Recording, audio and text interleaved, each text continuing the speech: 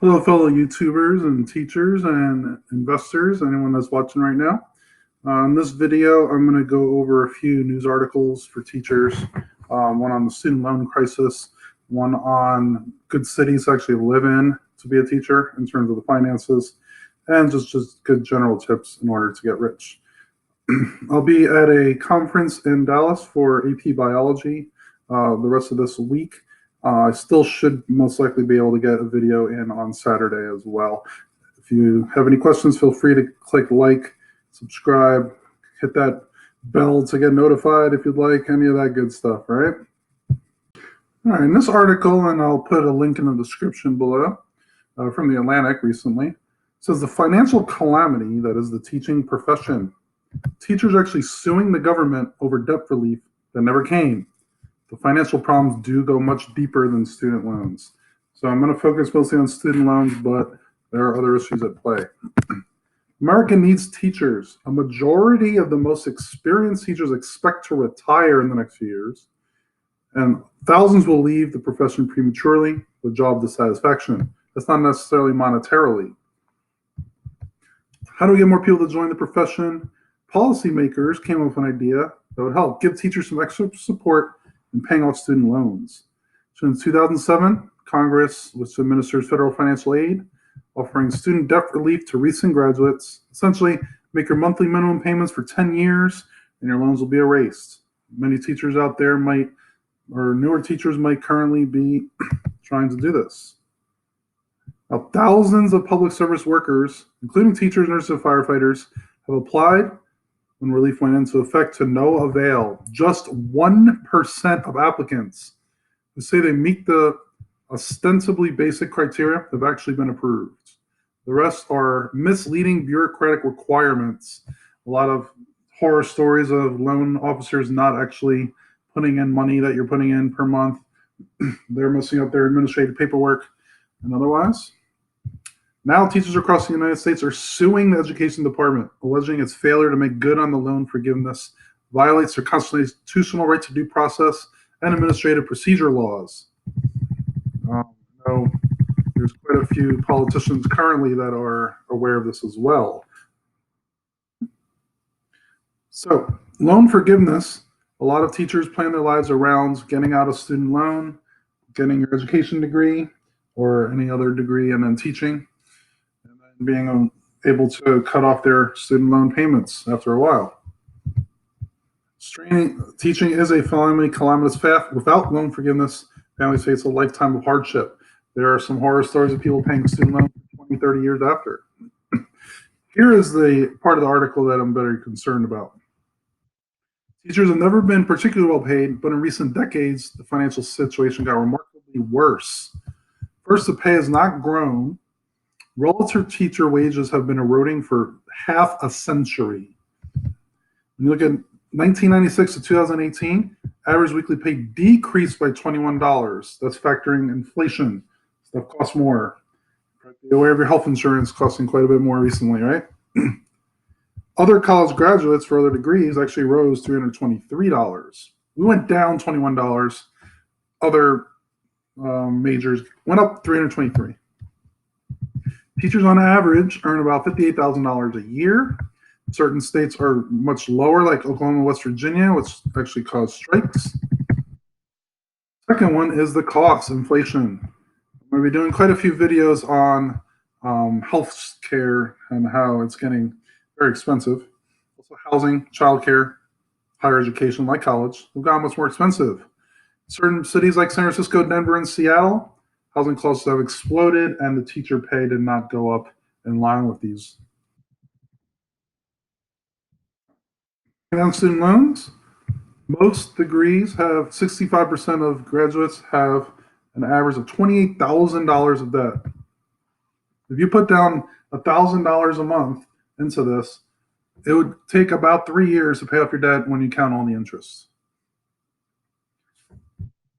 As of 2015-16, a little more than half also had master's degrees, which carry even more debt. I'm going to do a future video on how having a master's degree monetarily doesn't make much sense. It could make sense if you're looking to be an administrator or different levels, however. People who earn a master's have a average debt of $51,000. MBAs that typically make more also have only $42,000. Student loans and our teacher pay has not been staying with inflation. Those are the two main issues we have. Given these financial pressures, many teachers struggle to save for retirement, made all the more difficult by the retirement options teachers have. One of the biggest things you should be doing is a Roth IRA. Anyone could open a Roth IRA as long as you have earned income. That means you're working. You don't need to depend on any type of 403b plans. A lot of 403b plans are very expensive as well. So you should just keep it simple. Open a Roth IRA, keep your fees low, and we'll be doing many videos on that as well. Okay. Vendor plans are saying that it's tough in open enrollment season.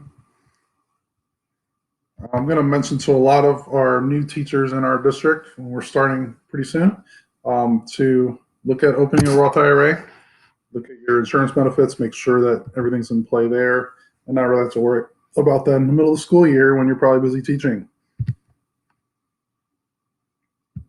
So they did mention how a K-12 educator also is 5 times more likely than an average full-time worker to also have a part-time job.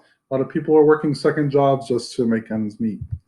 Now, they did mention how certain cities are very expensive.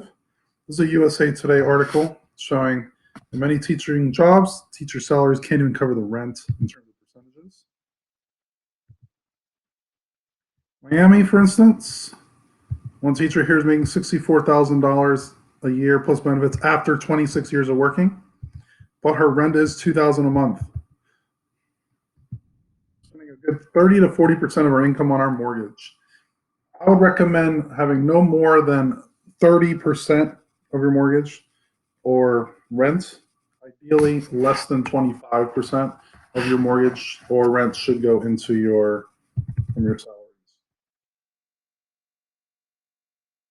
So, near all starting teachers would pay more than 40% of their salary in the communities they teach throughout the country.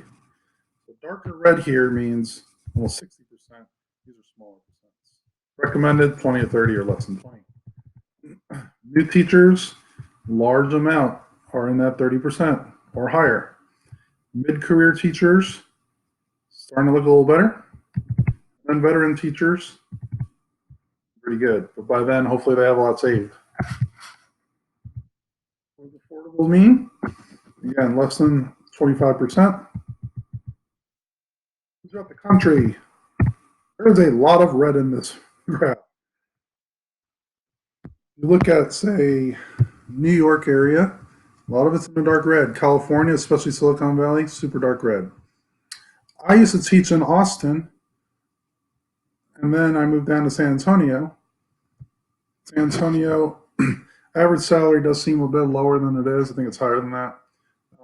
But, excuse me, a lot of the cost of living is a lot cheaper in San Antonio than Austin. When I first started teaching in San Antonio, I made about $500 more a month than I did in Austin, and our rent was about $200 less a month. That was one of the main reasons why we moved. Search for your city here, and I'll say your percent as part of your salary.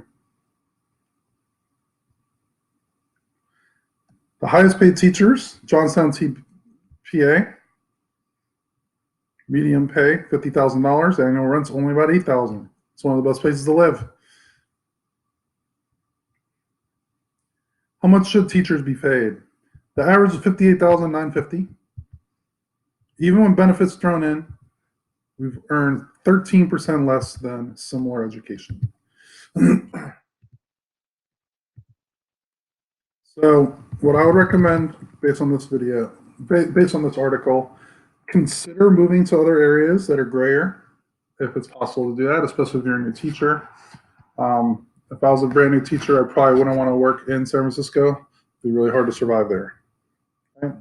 Keep that as an option, especially if you're young, before you have any big families. Last thing I do want to mention is, do you want to retire a millionaire? Follow these 4 steps. Very simple stuff.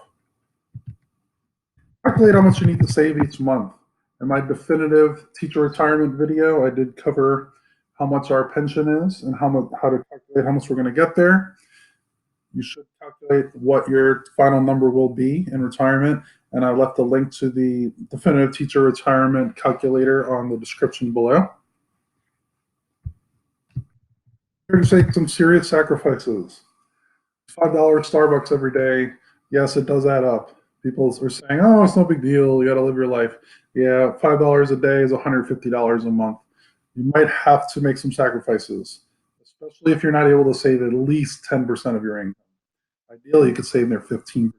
That's in addition to your pension. That's in the stock market. A lot of people, especially teachers, are very conservative with their money, and they want to be investing in bonds. I think if you're a young teacher, you should have 100% in the stock market, because your pension is a lot like a bond fund. We know how much the interest rate will go up each year, and we could have a pretty dependable number when we retire. So I think we should be taking more risk in the stock market, especially if we're younger. Even when we're about 10 to 15 years before retirement, I think we should be almost 100% in the stock market as well. My current financial plan is to be 100% in the stock market until I'm at least 50 years old. At that point, I'll probably start buying a few in bonds. Check on your savings regularly, make adjustments. I'll be doing continuous videos on how my journey is to retirement and how much we're saving. Make sure that you're checking in as well.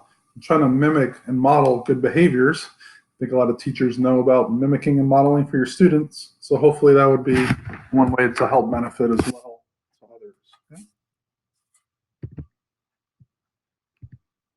And that's really about it. Again, I'll be in training in Dallas for the next few days, but there should be a video on Saturday. As always, if you have any questions, feel free to leave a comment down below. Definitely subscribe and let your teacher friends know, and it's very appreciated. Thank you and have a great day.